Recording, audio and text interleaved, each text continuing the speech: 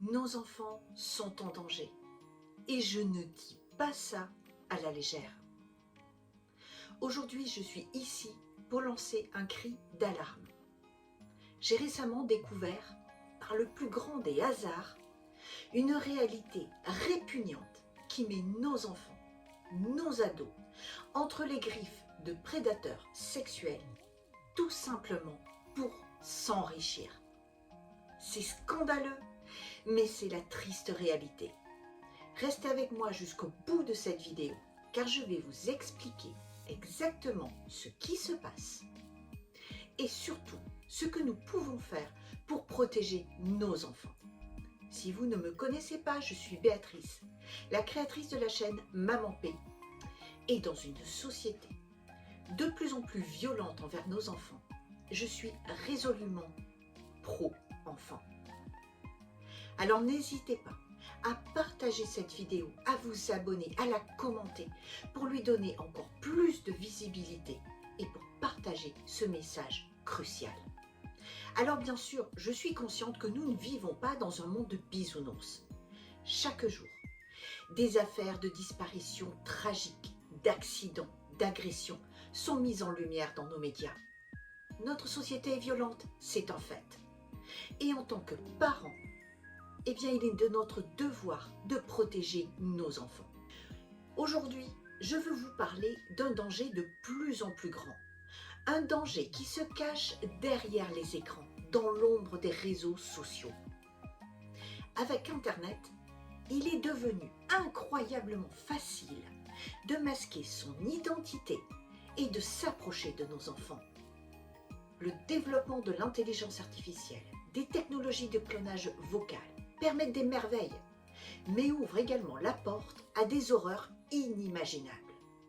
La semaine dernière, je suis tombée sur un article sur LinkedIn qui m'a glacé le sang.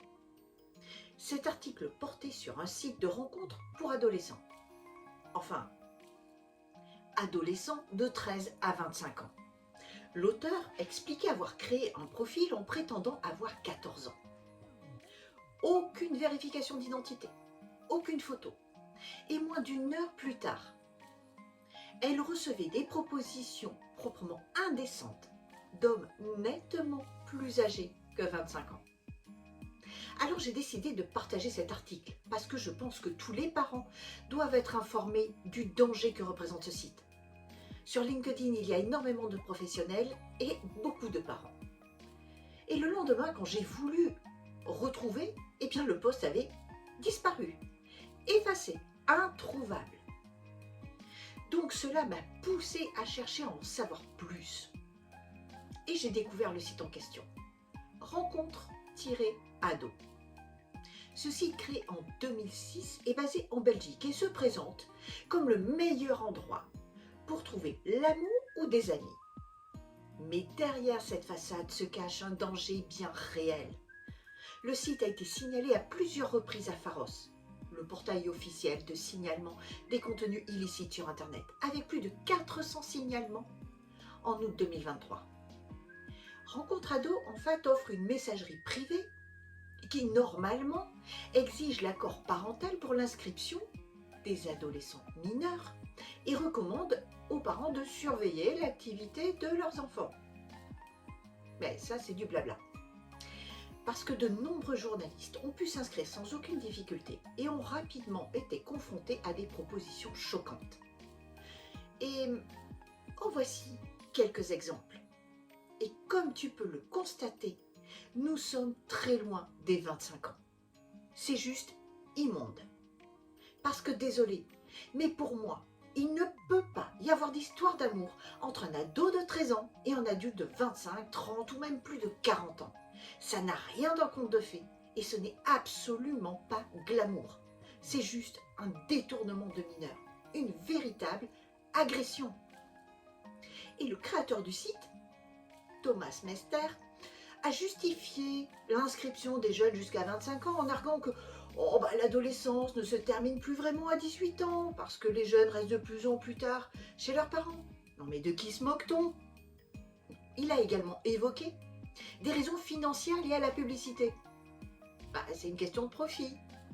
ce site étant gratuit. Pour s'inscrire, eh bien, qu'on ne s'y trompe pas, le produit, ce sont nos enfants mineurs.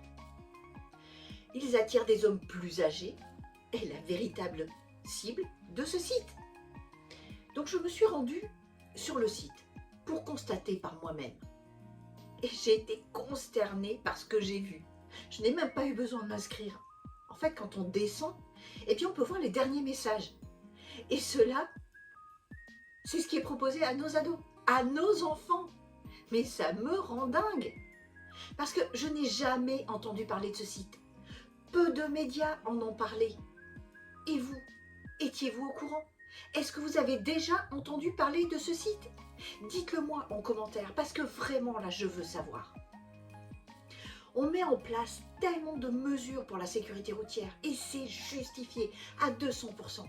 Mais qu'est-ce qu'on fait pour nos enfants? Pour des sites comme celui-là? Rien. Aucune prévention, aucune alerte, rien n'a été fait. Et ce n'est pas le seul site. Il existe de nombreux forums, comme sur Discord, où des prédateurs peuvent s'en prendre à nos enfants. Alors, comment protéger nos enfants de cette noirceur qui se répand comme une malédiction? Eh bien, en l'exposant, en la mettant en lumière, en informant, en partageant. Il est temps d'agir. Nos enfants ne doivent pas être des proies pour des prédateurs en quête de plaisir et de profit.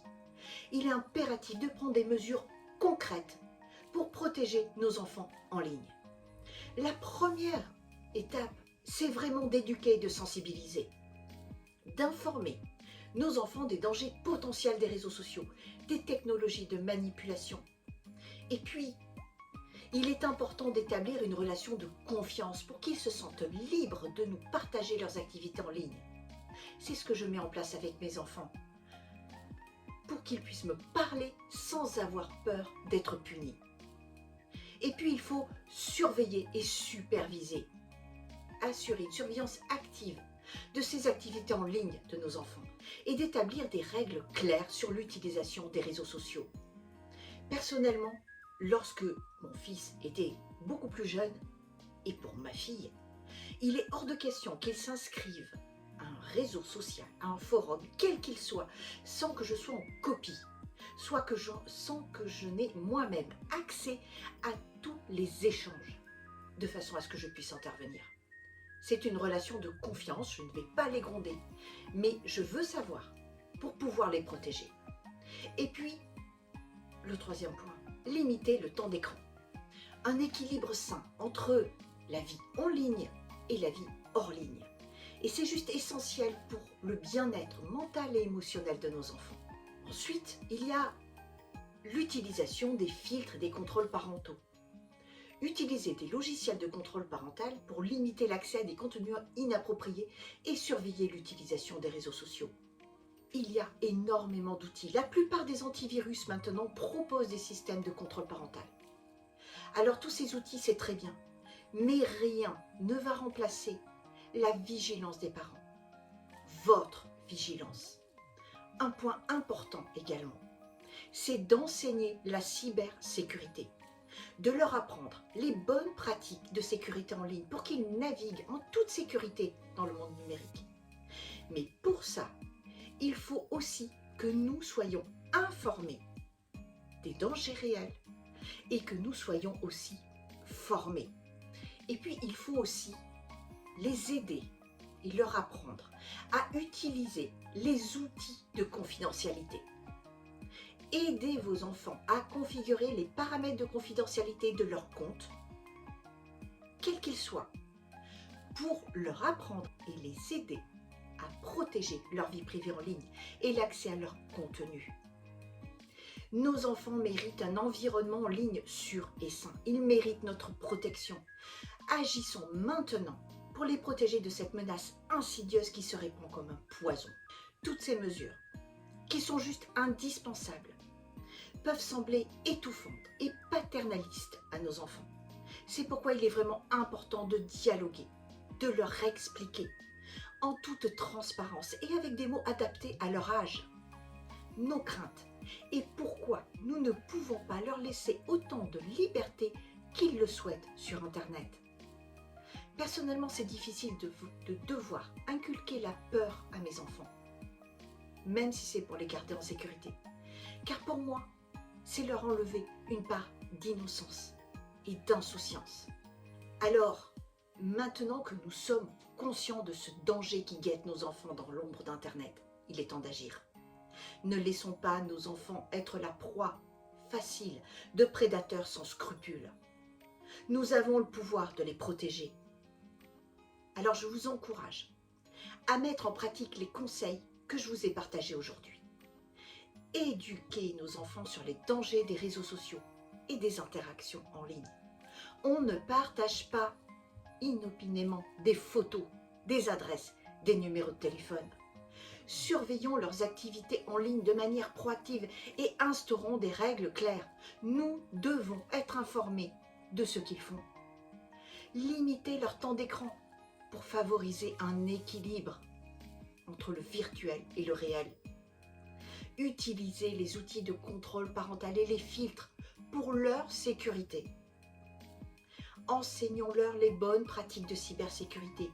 Configurons ensemble les paramètres de confidentialité des comptes. Et surtout, continuons à communiquer ouvertement avec nos enfants, à les écouter, à répondre à leurs questions, quelles qu'elles soient. Ensemble, nous pouvons créer un environnement sûr pour nos enfants sur Internet. N'attendons pas que d'autres soient victimes de ce fléau. Il y en a eu déjà beaucoup trop. Agissons maintenant pour protéger nos enfants. Partageons cette vidéo, sensibilisons notre entourage et utilisons nos efforts pour faire de la sécurité en ligne une priorité absolue. N'attendons pas de nos politiques ou des médias de faire quelque chose. C'est à nous d'agir, c'est à nous de prendre la main. Parce qu'ensemble, nous pouvons changer les choses. Je vous remercie pour votre attention et votre engagement à protéger nos enfants. Alors n'hésitez pas à partager cette vidéo, à vous abonner, à la commenter pour lui donner encore plus de visibilité et pour partager ce message crucial.